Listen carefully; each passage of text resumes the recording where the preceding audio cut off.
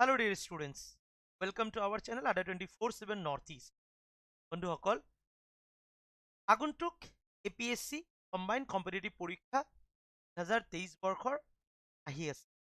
তোমালোক বহুতে হয়তোবা এই পৰীক্ষাৰ কাৰণে জাৰ্ণৰ সৈতে নিজৰ প্ৰিপাৰেশ্যনটো আগবঢ়াই লৈ গৈ আছা। বন্ধুসকল এটা ডাঙৰ কোৱাৰিজ তোমালোকৰ মাজৰ পৰা বহুত সময়তে উঠি আহিছে আমাৰ Adda247 নৰ্থ ইষ্টৰ প্লেটফৰ্মত। এইটো হৈছে যে স্যাৰ আমাৰ হাতততো আৰু সময় আছে, যে আমি টেন্টেটিভ এক্সাম ডেটটো আমি চাই লওঁ 3 মাহ।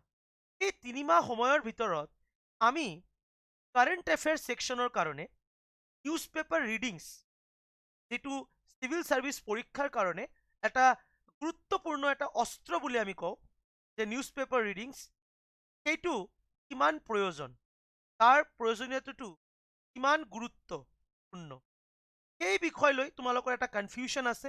আৰু সেই কনফিউজনক দূৰ কৰিবলৈ আজি মোৰ এটা সৰু সেশন তোমালোকৰ কাৰণে। হেল্ল' এভৰিৱান, মই তোমালোকৰ গৌতম ছাৰ আৰু তোমালোক সকলোকে Adda247 নৰ্থ ইষ্টৰ অফিচিয়েল ইউটিউব চেনেলত স্বাগতম জনাইছোঁ। বন্ধুসকল বিষয়টো হৈছে নিউজ পেপাৰ। আমি সকলোৱে জানো যে কম্পিটিটিভ পৰীক্ষাৰ ক্ষেত্ৰত বৰ্তমান সময়ত যদি আমি ক'বলৈ যদি যাওঁ, কাৰেণ্ট এফেয়াৰ্ছ এটা বহুতে গুৰুত্বপূৰ্ণ টপিক। আৰু এই কাৰেণ্ট এফেয়াৰ্ছৰ ছেকশ্যনৰ লগতে আমাৰ ৰাইটিং স্কিল আমি কওঁ, লগতে আমাৰ ইম্পৰ্টেণ্ট ইনফৰ্মেশ্যন যেতিয়া আমি ডেছক্ৰিপটিভ ৰাইটিং কৰিম, তাৰ কাৰণেও news paper reading is a mandatory বুলি কোৱা হয় বা ভেৰি ভেৰি ইম্পৰ্টেণ্ট বুলি কোৱা হয়। কিন্তু আমাৰ হাতত এতিয়া সময় আছে অনলি 3 months। কাৰণ according to the exam notification আমাৰ টেন্টেটিভ এক্সাম ডেট হৈছে অহা বছৰ মানে 2023 চনৰ মাৰ্চ মাহৰ 23 পৰা 25 তাৰিখৰ ভিতৰত, অলপ পিছুৱালে হয়তো বা উইদিন 30ৰ ভিতৰত হ'ব পাৰে। তো এই 3 মাহ সময়ৰ ভিতৰত নিউজ পেপাৰ ৰিডিং কৰি মই কিমান জ্ঞান বা কিমান নলেজ ইয়াৰ পৰা অৰ্জন কৰিব পাৰিম, চবতকৈ ডাঙৰ এটা প্ৰব্লেমছ। এতিয়া আমি ইয়াৰ এটা সলিউশন বা ইয়াৰ এটা বিষয়ে কনফিউজনটো দূৰ কৰাৰ কাৰণে তোমালোকৰ লগত আজিৰ এই ভিডিঅ'টো শ্বেয়াৰ কৰিম।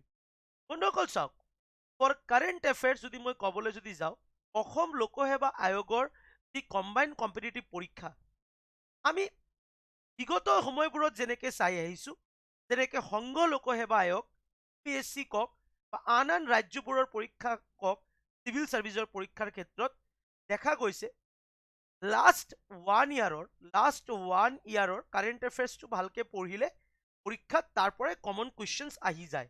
বাট case of the combined competitive exam of APSC আমাৰ কিন্তু অলপ ব্যতিক্ৰম আছে। ব্যতিক্ৰম কেনেকুৱা? আমি লাষ্ট 1 yearৰ কাৰেণ্ট এফেয়াৰ্ছ পঢ়িলে নহ'ব, আমি 2 years বা 2.5 yearsৰ current affairs, last 2 years or 2.5 years, 2ৰ পৰা 2.5 বছৰৰ কাৰেণ্ট এফেয়াৰ্ছ আমি কিন্তু পঢ়িব লাগে ফৰ APSC কম্বাইন্ড কম্পিটিটিভ পৰীক্ষাৰ বাবে। কিয়? কাৰণ দেখা গৈছে পৰীক্ষাবোৰত যি কাৰেণ্ট এফেয়াৰ্ছৰ ছেকশ্যনৰ পৰা কুৱেশ্যন আহে, সেই কুৱেশ্যনবোৰ বিগত 1.5 বছৰ বা 2 বছৰ আগত ঘটি যোৱা ভিন্ন ঘটনা, তাৰ পৰা কুৱেশ্যনছবোৰ আহিছে। এই ক্ষেত্ৰত ষ্টুডেণ্টসকলে কেতিয়াবা পৰীক্ষাত বহি কনফিউজনত পৰি যায়, কাৰণ ইমান আমি গাইডেন্স পাই থাকোঁ ফৰ কাৰেণ্ট এফেয়াৰ্ছৰ ছেকশ্যনৰ কাৰণে। চবতে কোৱা হয় লাষ্ট 6 months অৰ মেক্সিমাম লাষ্ট 1 year। যদি আমাৰ এই বছৰ মাৰ্চত যদি পৰীক্ষা, তেনেহ'লে 2022 চনৰ ফেব্ৰুৱাৰীৰ পৰা আমি 2023 চনৰ জানুৱাৰী মাহৰ লাষ্টলৈকে বা ফেব্ৰুৱাৰী মাহৰ 15 দিনলৈকে আমি পঢ়িব লাগে। কিন্তু পৰীক্ষাত গৈ কিনে চাওঁ কুৱেশ্যন আহিছে তাতকৈ আৰু পুৰণা দিনৰ কাৰেণ্ট এফেয়াৰ্ছৰ পৰা। তো সেইকাৰণে আমি যেতিয়া ছেফ জোনত থাকিব লাগে, 2ৰ পৰা 2.5 বছৰ পুৰণি কাৰেণ্ট এফেয়াৰ্ছ পঢ়িব লাগিব। এতিয়া তেনেহ'লে নিউজ পেপাৰ পঢ়ি ছাৰ আমাৰ কি হ'ব?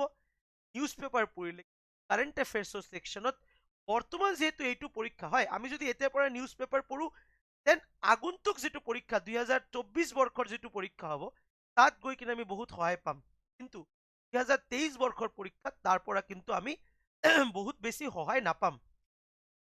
তো সেইকাৰণে আমাৰ ছাজেশ্যনটো হৈছে যে আপোনালোকে সেকশন ৱাইজ কাৰেণ্ট এফেয়াৰ্ছৰ কুৱেশ্যনটোক ডিভাইড কৰি লওক, যেনেকৈ স্কিম, ডিফেন্স, স্পৰ্টছ, এৱাৰ্ডছ, আৰু তাৰে লাষ্ট 2 পৰা 2.5 বছৰৰ গোটেই জিছবোৰ বনোৱা ষ্টাৰ্ট কৰি দিয়ক এতিয়াৰ পৰাই।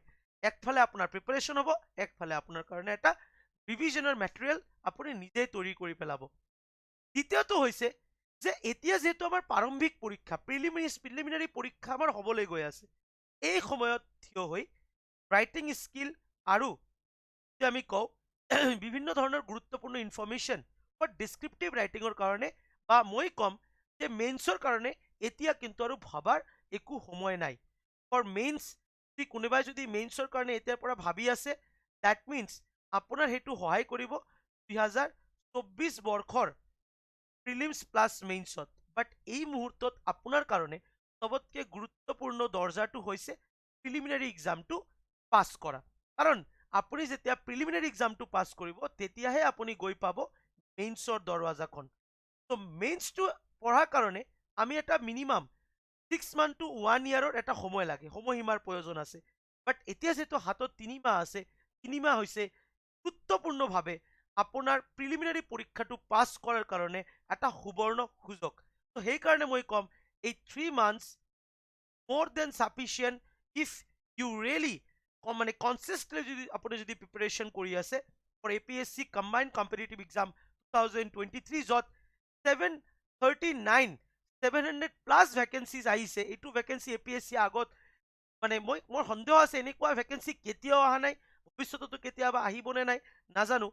তো সেইকাৰণে এই চান্সটো আৰু এই সুযোগটো মিছ কৰিব নালাগে। তো নিউজ পেপাৰ ৰিডিংটো এতিয়া তেনেকুৱা মেণ্ডেটৰী নহয়, আপোনালোকে ছেকশ্যন ৱাইজ লাষ্ট 2.5 ইয়াৰ্ছৰ current affairs section wise prepare কৰক। আৰু মেইনছ বা ৰাইটিং স্কিলৰ কথা এতিয়া অলপ পাহৰি যাওক। এতিয়া আপোনালোকে প্ৰাৰম্ভিক পৰীক্ষা তথা প্ৰিলিমিনাৰী পৰীক্ষা পাছ কৰাৰ কাৰণে জোতা লগাই দিয়ক। ধন্যবাদ বন্ধুসকল, আশা কৰিছোঁ এই ক্লাছৰ পৰা আপোনালোকে বহুখিনি উপকৃত হ'ব আৰু বেনিফিট পাব। নিশ্চয়কৈ আপোনালোকৰ পৰীক্ষা নিশ্চয়কৈ ভাল হ'ব। নিজৰ ওপৰত বিশ্বাস ৰাখক, ভৰসা ৰাখক আৰু আগুৱাই যাওক। ধন্যবাদ, থেংক ইউ ছ' মাছ। জয় অসম। মোৰ ক্লাছটো ভাল লাগিলে লাইক কৰিব, শ্বেয়াৰ কৰিব, কমেণ্ট কৰিব, চেনেলটো ছাবস্ক্ৰাইব কৰি দিব। Thank you so' much everyone.